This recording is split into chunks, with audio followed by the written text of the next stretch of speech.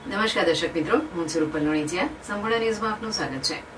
ડીસા તાલુકાના રતનપુરા ક્રોસિંગ નજીક national highway number 27 પર બે ટ્રેલર સામસામે અથડાતા ભારે ટ્રાફિક જામ સર્જાયો હતો.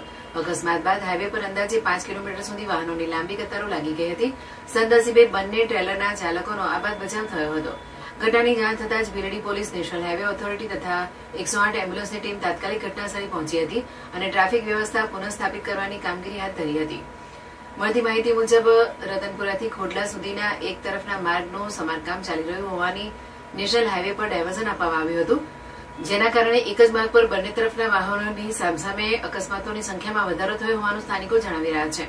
વાહન ચાલકો અને સ્થાનિકોએ આક્ષેપ કર્યો હતો કે નેશનલ હાઈવે ઓથોરિટી દ્વારા રોડના નવીનીકરણની કામગીરી ધીમી ગતિએ ચાલી રહી છે. આ માર્ગ પર અગાઉ પણ અકસ્માતમાં એક વ્યક્તિનું મોત થયું હોવાનું તેમજ અનેક લોકો ઇજાગ્રસ્ત થયા હોવાનું જણાવાયું છે. સ્થાનિકોએ માર્ગનું કામ ઝડપથી પૂર્ણ કરી યોગ્ય ટ્રાફિક વ્યવસ્થા ઉભી કરવાની માંગ કરી છે, જેથી વારંવાર થતા અકસ્માતો અટકાવી શકાય.